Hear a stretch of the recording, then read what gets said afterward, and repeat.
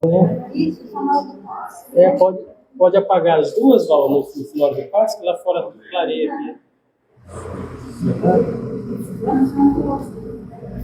Boa noite, pessoal. Sejam bem-vindos mais uma vez aqui na nossa casa.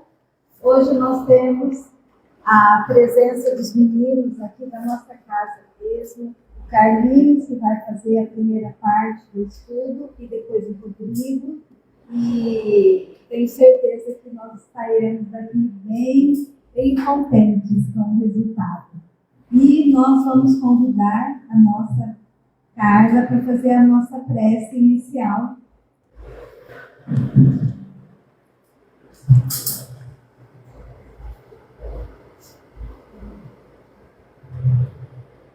Vamos fechar os nossos olhos, agradecer a Deus por mais essa oportunidade bendita de estarmos nessa casa cheia de luz, e que o plano espiritual nos abençoe, assim como meu pai me fará uma palestra hoje, e recaia sobre todos nós as bênçãos de paz, de amor, e que essas bênçãos nos abracem, não só aqui nesse momento, em que a gente vai estar desfrutando, aprendendo, mas no momento em que voltarmos para nossas casas, aos nossos lares, aos nossos familiares e amigos, que essas bênçãos reverberem não só sobre nós, mas sobre eles também.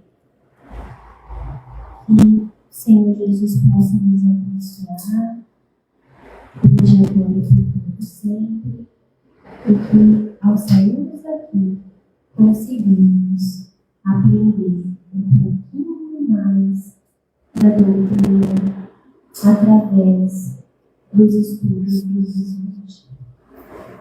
O Senhor Jesus ampare a vida de cada um de nós. Assim seja, hoje agora e por todo sempre.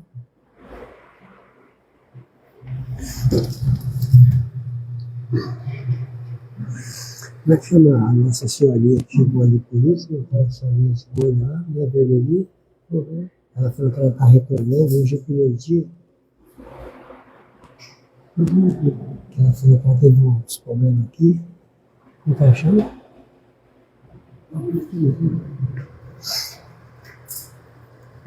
Boa noite a todos.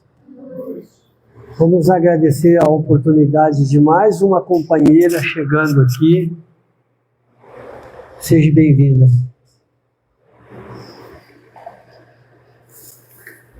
A lição 18 do livro Caminho, Verdade e Vida chama-se Purificação Íntima.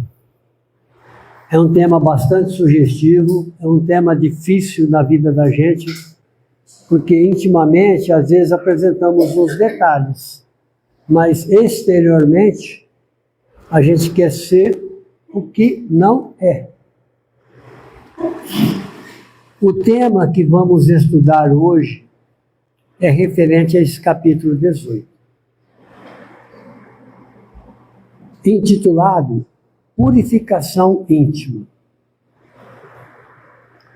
O capítulo começa com a citação de Tiago. Tiago vem dizer para nós, né? Alimpai as mãos, pecadores, e vós, de duplo ânimo, purificai os corações. É bastante interessante, né? Alimpai, nós, pecadores, alimpai as nossas mãos.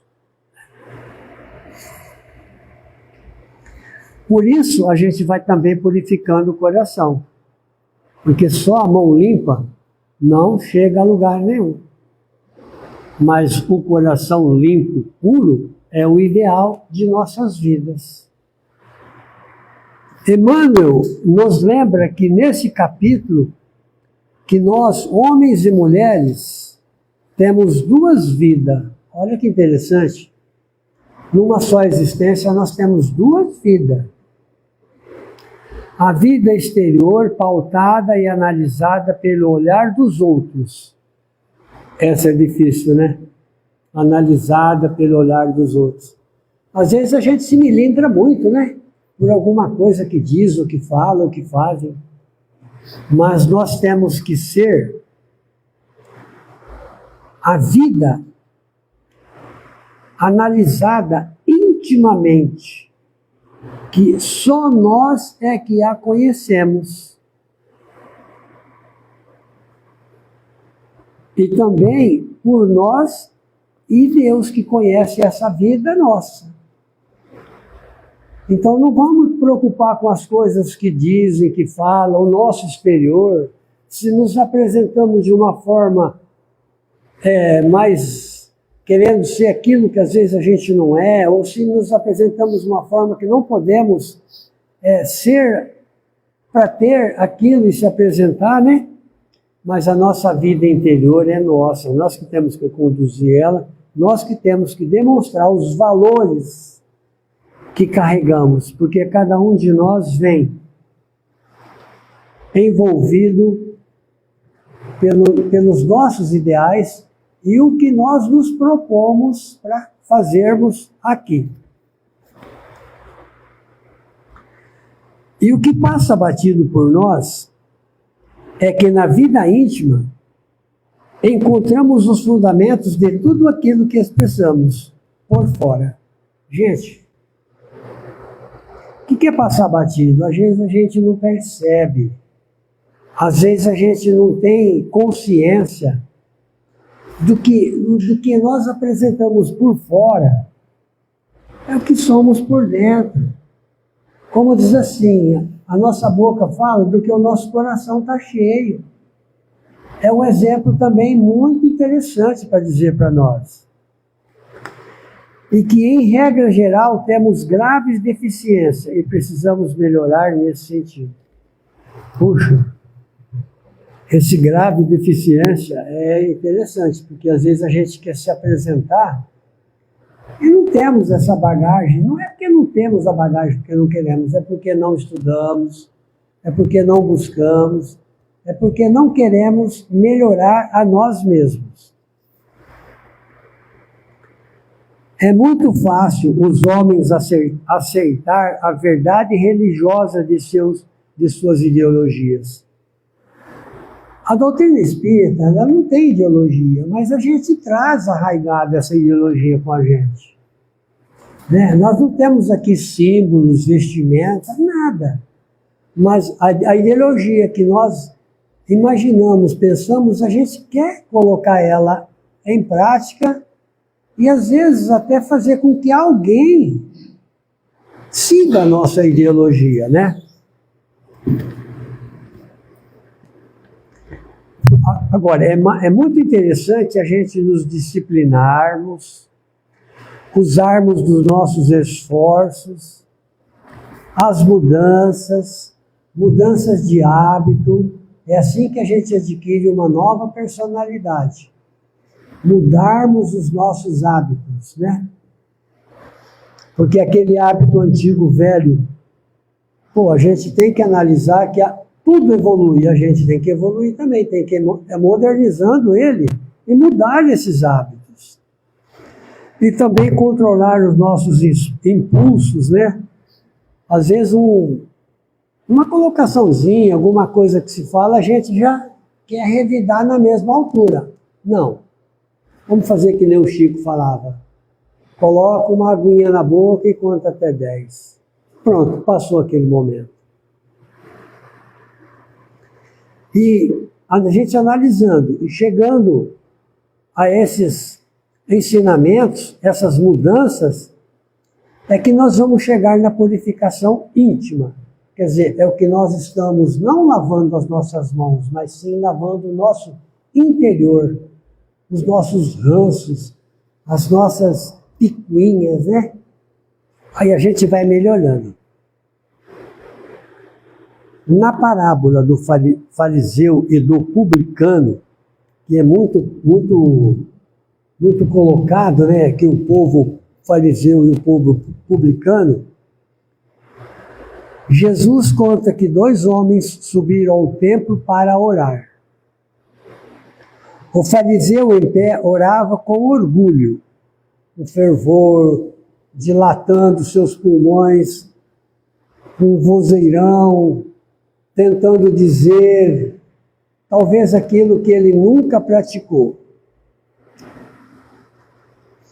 E ele agradecia a Deus por não ser como os outros homens. Quer dizer, aí é que está o orgulho, agradecer a Deus para eu não ser igual nós que estamos aqui.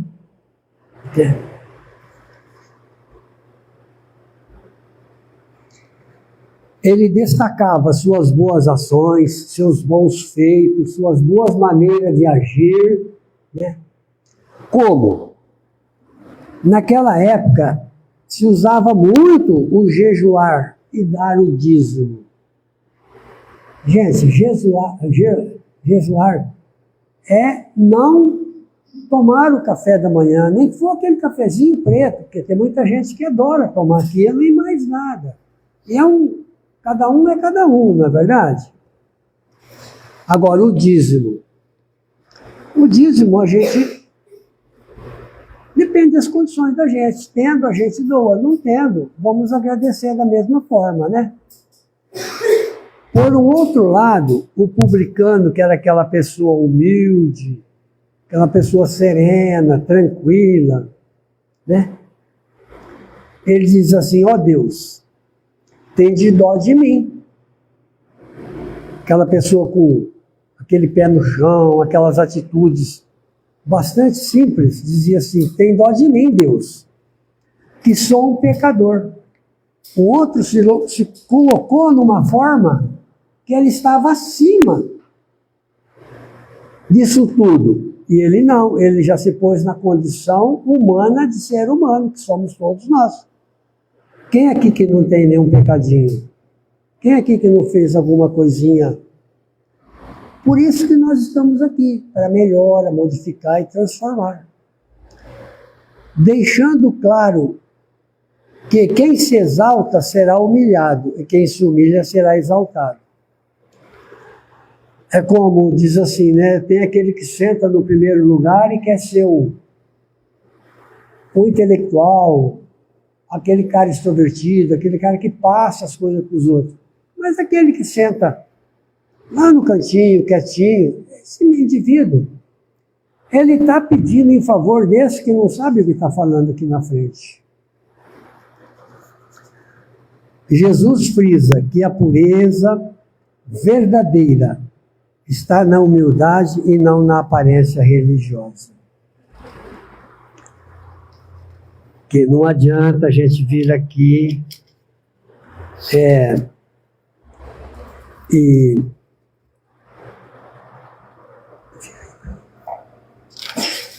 não adianta a gente vir aqui dizer, ó, que nem o fariseu, eu faço isso, faço aquilo outro, quando na verdade ele está apenas vivendo de aparência, apenas se mostrando.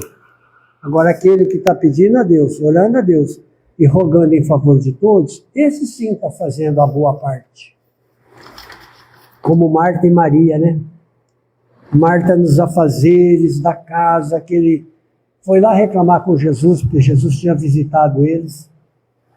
E Maria ouvindo todos os ensinamentos de Jesus. E Marta disse, mestre, ela não me ensina, ela não me ajuda em nada. Marta, Maria está recebendo a boa parte do Evangelho. Quer dizer que tem hora também que largar tudo e não fazer nada, a gente recebe a boa parte do Evangelho, né? Mais um exemplo que nos convida à purificação íntima é a passagem da mulher adúltera, onde Jesus acolhe, mas lhe passa um dever moral e diz, Jesus não reprimiu, não condenou, não disse você está errado ou você está certo. Moralmente, ele diz, vai e não peques mais. Aí tem um entre parênteses aí, né? Esse adúltero, a gente não faz sozinho. Então é fácil condenar apenas uma parte, a outra não. É o que Jesus diz. Vai e faz a tua parte e não peques mais. O ponto central desse estudo recomenda-se uma purificação dupla. Quer dizer, nós vamos nos purificar duplamente, ou seja, das mãos, relacionando as ações do coração.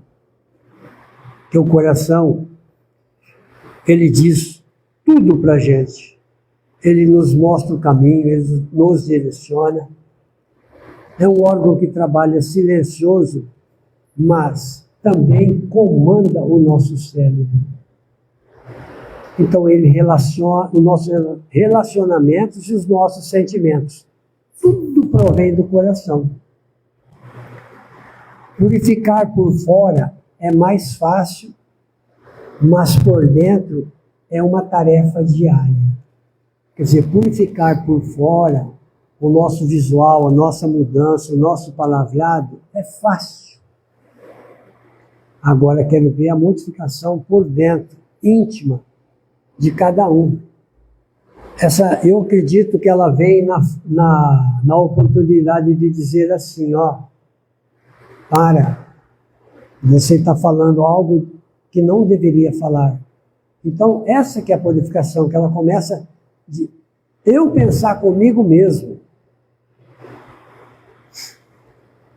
Agora, para nós refletirmos, o que temos que limpar em nosso coração? Eu acredito que é uma parte do que eu já disse, né? Limpar o ranço, a amargura, o orgulho, às vezes aquela maneira de dizer assim, puxa, ó, não gostei daquela pessoa. Não, vamos ver ela com outros olhos. Isso daí a gente está limpando o coração. As palavras remetem e revelam o Cristo em nós. Essas palavras que a gente diz, elas nos remetem e revelam o Cristo em nós. Porque de coração limpo, nós estamos também com as mãos limpas e no caminho para chegar até o Cristo. Eu tenho me modificado, eu tenho melhorado, eu tenho parado para pensar se eu modifiquei mesmo ou se eu carrego aqueles velhos defeitos, aquelas velhas ranços de ontem, ou estou repetindo os mesmos comportamentos. É isso que a gente tem que entender. Não adianta eu falar da boca para fora. Eu tenho que falar do coração. O coração é que tem que dizer para mim. Meu comportamento modificou? Estou modificado?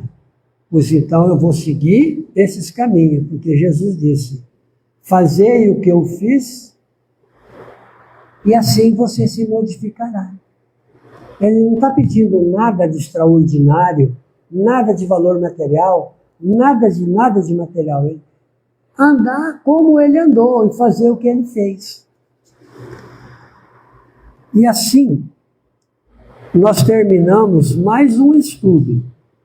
E que a paz de Jesus nos envolva hoje e sempre.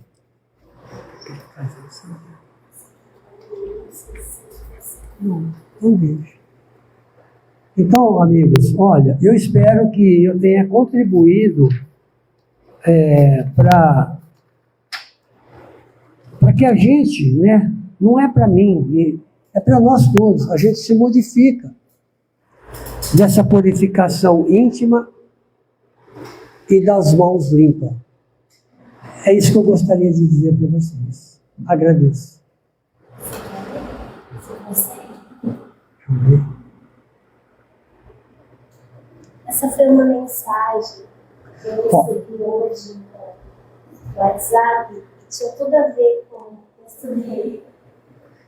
Então ele diz assim, essa mensagem é assim, bom dia. Jesus é muita luz. que me falta? Força de vontade, determinação, compromisso, verdade, disciplina, instrução. O que me falta? É isso? O que é preciso para conseguir? Falta o sacrifício, ir além, falta ultrapassar os limites daquilo que estabeleceu como normalidade, pois isso fixou nas zonas de conforto da nossa vida. Fazer o comum não é querer se comprometer. Tem que ter esforços, tem que ter o suor do trabalho. Fazer o comum não é querer se comprometer. Tem que ter esforços, sim. Não é justificativa como desculpas. Não é ter justificativa como desculpa. É dar-se de si pelos outros e para Deus. E comprometer as atitudes, ações, pensamentos. Não ser omisso, ser ativo, disposto ao compromisso e ao sacrifício. É pensar, acreditar, ter esperança, fé, com coragem, para o trabalho e a mudança que se fizer e exigir necessária. É no tempo, quer dizer, é no seu tempo, mas quem vai lhe cobrar é você mesmo. Quer dizer, é no meu tempo, mas quem vai se cobrar sou eu mesmo. A inteligência, a consciência que constitui o espírito, esse fluido, vai vir muito além da materialidade e do tempo. Pode sempre contar com a parte de Deus, mas tem que fazer a sua parte. Essa é a parcela franca da equação é que precisa de mudança de rumos e procedimento. Muito obrigado.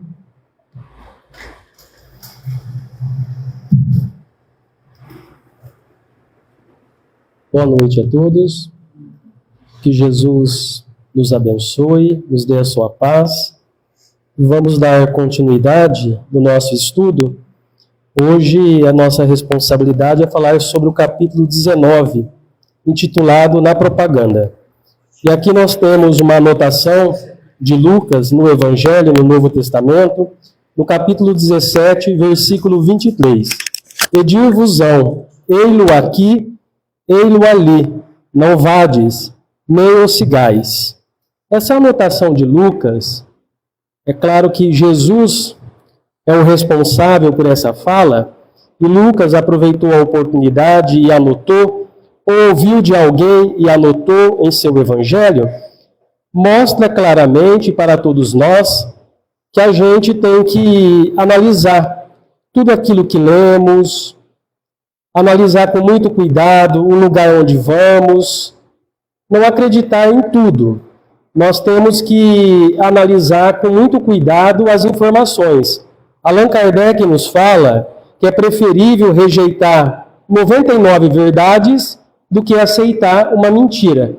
Então, por isso que Allan Kardec, na doutrina espírita, nós vamos observar, ele estudava com muito cuidado as comunicações dos espíritos. E essas comunicações vinham de diversos médiuns. Muitos médiuns enviavam essas mensagens, Allan Kardec, envolvido com os benfeitores, uma pleiade de espíritos, que estavam elaborando a codificação, ele tomava muito cuidado com essas comunicações. Então a gente vê aqui o cuidado que Jesus também fala sobre essa questão ao analisar este texto, porque naquela época também se acreditava em muitos profetas, muitos se diziam, eu sou o Cristo, eu sou o enviado, muitos vieram, se passaram em nome de Jesus. mas não era o Cristo, não era aquele enviado ainda. E muitos falharam, muitos realmente não deram testemunho. Quando Jesus veio, ele deixou bem claro isso, porque vieram outros antes do Cristo, tentando se passar como enviado de Deus, e Jesus deixa isso muito claro, que isso continuaria. Então, Emmanuel, ele nos fala dizendo assim: as exortações do Mestre aos discípulos são muito precisas para provocarem qualquer incerteza ou indecisão. Quando tantas as expressões sectárias requisitam o Cristo para os seus desmandos intelectuais, é justo que os aprendizes novos, na luz do Consolador, meditem a elevada significação deste versículo de Lucas. Na propaganda genuína cristã, não basta dizer aonde está o Senhor, é indispensável mostrá-lo na própria exemplificação. Então, Emmanuel fala que quando a gente estuda a mensagem de Jesus, a mensagem de Jesus é uma mensagem que não tem como a gente abrir uma brecha para uma incerteza. Tem como a gente abrir uma brecha para uma dúvida. Não, estou lendo Jesus aqui, mas estou com uma dúvida, estou com uma incerteza. Não, é uma mensagem que ela mostra o caminho. Daí o título desse livro, Caminho, Verdade e Vida. Jesus, ele mostra o caminho para todos nós, o caminho da nossa elevação espiritual. Então, por isso que nós devemos meditar. Não basta dizer, o Senhor está aqui, ou está ali, ou está acolá. Não tem aquela passagem que diz assim, muitos vão dizer assim, eu fazia isso, eu fazia aquilo no centro espírita. Muitos vão dizer, Senhor, Senhor, né? Mas será que realmente estavam trabalhando em nome do Senhor? Será que realmente estavam exemplificando o Evangelho na sua própria vida? Por isso que o título fala na propaganda. Jesus, ele evitava falar de si mesmo, ele exortava mais o nome de Deus, o reino de Deus, o meu Pai Celestial, Pai nosso que estais no céu. Então Jesus, ele evitava, muitas vezes, de fazer uma propaganda de si mesmo, mesmo porque ele fazia a exemplificação do Evangelho. A maior propaganda de Jesus foi a exemplificação do Evangelho. Ele viveu o Evangelho. Agora, muitas vezes nós gostamos de fazer uma propaganda a nosso respeito. Muitas vezes a vaidade toma conta do nosso coração. Nós nos achamos mais importantes do que as outras pessoas. Muitas vezes, determinada mediunidade, a gente se coloca numa posição de destaque e nos esquecemos que mediunidade é dívida. Mediunidade é porque o médium, ele é endividado, é responsabilidade, é uma ferramenta de trabalho. Mediunidade todos nós temos, todos nós somos médiuns. Allan Kardec fala disso em O Livro dos Médiuns. Todo aquele que sente em qualquer grau a presença dos espíritos, em menor grau ou maior grau, é, por assim dizer, médium. Ouvi uma voz, tive uma sensação de que alguém está aqui. Isso é mediunidade. Eu estou dando passo, eu estou sentindo minha mão esquentar, formigar, é o envolvimento do mundo espiritual. Então a gente tem que, em tudo que nós vamos fazer, ter como base essa exemplificação do Cristo na nossa própria vida. Nós temos que ter essa exemplificação do Cristo na nossa reforma interior, como o Carlinhos falou, não é fácil. A mudança íntima, ela é demorada. Às vezes a gente vai ficar por muitos anos na casa espírita trabalhando e não vamos conseguir adquirir a virtude da paciência, da tolerância, do perdão, da compreensão. Então muitos vão surgir dizendo que é o Cristo, dizendo que são detentores da verdade. Só que o Evangelho, ele é o caminho para nos mostrar que está certo e que está errado. Quanto mais estudo, mais fé vamos adquirindo. Quanto menos estudo, mais incredulidade. Então, a pessoa que estuda, ela vai tendo discernimento. Ela vai analisando através do próprio estudo o que está certo, o que está errado. Ela vai questionando, ela vai analisando. Eu vou numa igreja, eu vou numa casa espírita. Eu vou analisar o trabalho que a casa espírita desenvolve. É o trabalho. Como se reconhece o bom cristão? Pelas obras, pelos frutos que ele realmente exemplifica no seu dia a dia. Quando a gente vê o exemplo de Chico Xavier, de Madre Teresa de Calcutá, Irmã Dulce, era a exemplificação do Evangelho. Eles vivenciavam o Evangelho no dia a dia, na vida diária. Daí porque quando a gente chegava em Uberaba, a gente sentia aquela sensação de paz, de alegria, uma euforia tomava conta do nosso coração. Quando a gente vinha para Votuporanga, chegando perto de Rio Preto, tudo isso terminava. Porque aquilo que nós estávamos sentindo pertencia a Francisco Cândido Xavier, que era senhor daquela iluminação, daquela verdadeira paz, emanado que estava, né, pela presença dos bons espíritos, porque vivenciava o Evangelho de Jesus no seu dia a dia. Aí Emmanuel continua dizendo assim: muitos percorrem templos e altares procurando Jesus. Mudar de crença religiosa pode ser modificação de caminho, mas pode ser também continuidade da perturbação. Torna-se necessário encontrar o Cristo no santuário interior. Cristianizar a vida não é imprimir-lhe novas afeições exteriores, é reformá-la para o bem no âmbito particular. Então a gente muitas vezes, né, vai ver as pessoas, muitas vezes, não estou bem nessa religião, eu vou para outra religião, porque ali eu vou me encontrar. Pode ser que ela esteja sendo direcionada a procurar um outro caminho, mas pode ser um processo de perturbação, de envolvimento espiritual negativo, que os espíritos não querem que a pessoa permaneça em determinado trabalho, ou que ela se vincule a uma atividade, ou que ela se torne responsável pelas atividades espirituais.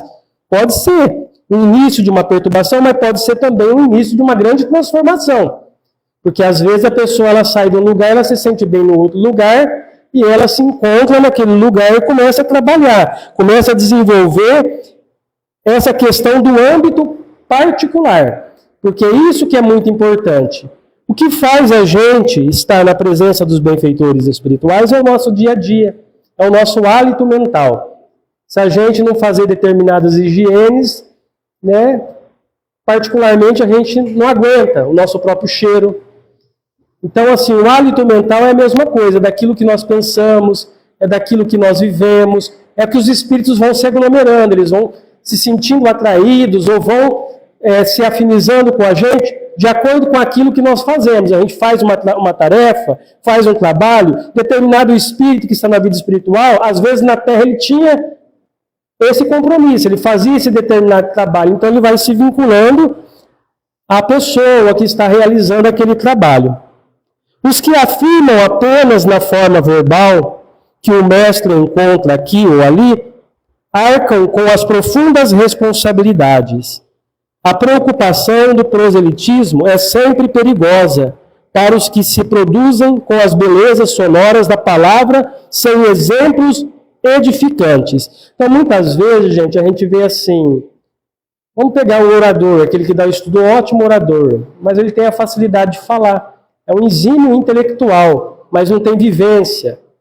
Ele não tem luz no coração, ele tem facilidade de falar, ele explica com muita facilidade, ele tem um intelectual desenvolvido, fala muito bem, mas muitas vezes não tem aquela presença espiritual que realmente emana dos espíritos superiores, né? Às vezes a gente vê eventos, né, que afastam da simplicidade, às vezes a gente vê reuniões que afastam da simplicidade, mas será que Jesus estaria naquela determinada reunião?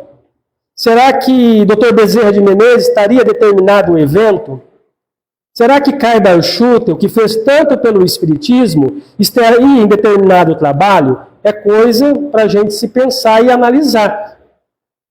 Chico Xavier estaria num lugar onde só tem o luxo? Né? Será que Chico Xavier estaria num lugar onde só tem o luxo, onde só tem mentes brilhantes, mas tem poucos fazedores do Evangelho?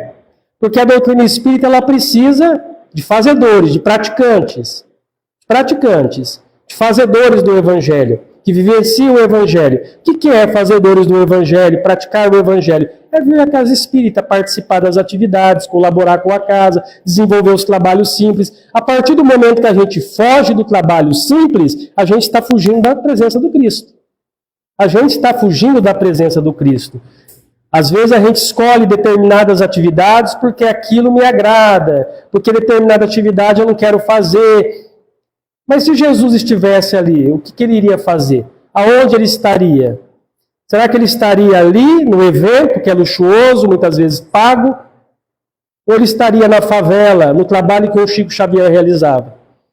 É coisa para a gente se pensar. Aonde estaria Jesus? Nesses templos luxuosos ou na periferia, naquele que faz uma visita ao mais necessitado? Claramente ele estaria ao lado daquele que está visitando os necessitados, porque a vida de Jesus foi assim. Jesus foi no templo, muitas vezes, luxuoso, dos fariseus, dos publicanos, dos fariseus, né? Muitas vezes ele foi ali, no templo, para exemplificar, mostrar o caminho.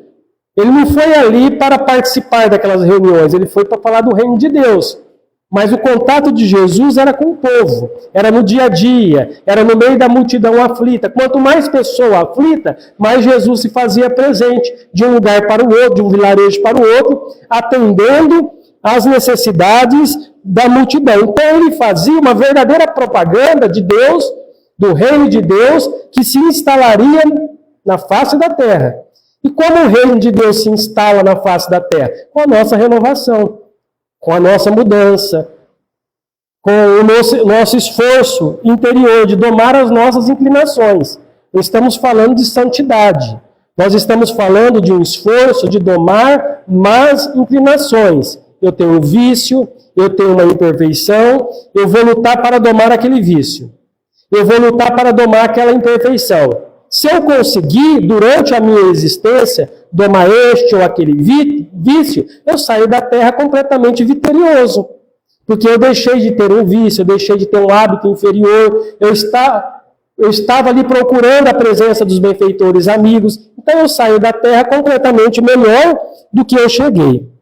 O discípulo sincero sabe que dizer é fácil, mas que é difícil revelar os propósitos do Senhor na existência própria. É imprescindível fazer o bem, antes de ensiná-lo a outrem, porque Jesus recomendou que ninguém seguisse os pregoeiros, que somente dissesse aonde poderia encontrar o Filho de Deus. Então, olha que colocação interessante de Emmanuel, né? Então, Emmanuel deixa bem claro que Jesus, ele não manda seguir o pregoeiro. Às vezes a gente começa a seguir o pregoeiro, determinada pessoa, a gente vai lá na rede social, segue, participa, compartilha, a gente está seguindo o pregoeiro. Se de repente ele toma uma atitude errada, a gente se decepciona com ele. A gente fica com raiva, fica magoado. Onde se viu ele tomar essa atitude? Porque a gente estava seguindo uma criatura humana que está sujeita a cometer equívocos, a erros. A partir do momento que a gente segue o Evangelho, dificilmente nós vamos nos decepcionar. Dificilmente nós vamos encontrar dúvida. Dificilmente nós vamos encontrar uma indecisão. Dificilmente nós vamos nos decepcionar com aquela situação, porque o Evangelho é o caminho certo. É o caminho seguro, é o caminho que nos conduz ao reino dos céus. Então a gente não pode ficar assim pensando, não, eu vou naquela religião por causa do padre tal. Eu vou na casa espírita por causa daquele dirigente. Então a gente tem que ir na casa espírita pelo trabalho, pelo amor. Não se apegar às pessoas, apegar ao trabalho, à caridade, à bondade, porque é isso que vai realmente nos elevar. Porque às vezes a gente pega uma determinada pessoa, desencarna e a gente fica perdido. Sem rumo, sem direção. Então a gente precisa ter o Evangelho de Jesus no nosso caminho, que ele vai norteando o nosso caminho e vai nos mostrando realmente, aonde vamos encontrar a verdadeira felicidade, a verdadeira paz, como desenvolver o perdão, como amar, como ter indulgência. Por isso que Jesus fala, que a gente deve observar naquele que realmente está pregando o Evangelho. A gente deve observar, a gente deve analisar, a gente tem que tirar as nossas conclusões, mas a gente não pode criticar aquele que está trabalhando, porque cada um tem um modo diferente. Então a gente tem que ir pelo Evangelho, pelo amor, pela renúncia, pelo sacrifício pessoal. Porque é isso que vai nos transformar como criaturas né, humanas, e isso nos aproximará da felicidade, da alegria espiritual. Então, essa mensagem do capítulo 19 fala da propaganda, dessa propaganda que muitas vezes a gente vê por aí, muito barulho e pouco trabalho. Então, a gente vai ver as almas generosas, iluminadas, que eles faziam pouco barulho e muito trabalho. O trabalho em si chamava atenção pela obra, pela exemplificação. Tem gente que faz muito barulho, mas não tem tantas obras, e tem gente que faz no anonimato, tem muitas obras. Por isso, nem todos os que dizem Senhor, Senhor, entrará no reino dos céus, mas aqueles que fazem a vontade de Deus. Então, que Jesus nos abençoe, que Ele nos fortaleça, que nos ajude nesse trabalho de transformação interior. Os 2 capítulos, falando de reforma íntima, de exemplificação, é uma luta constante, a gente domar esse homem velho ainda, porque não é um homem velho de hoje, é um homem velho de várias encarnações. A gente vem reencarnando aí, tentando mudar a nossa conduta íntima. Que a paz do Senhor permaneça conosco e nos acompanhe de retorno aos nossos lares.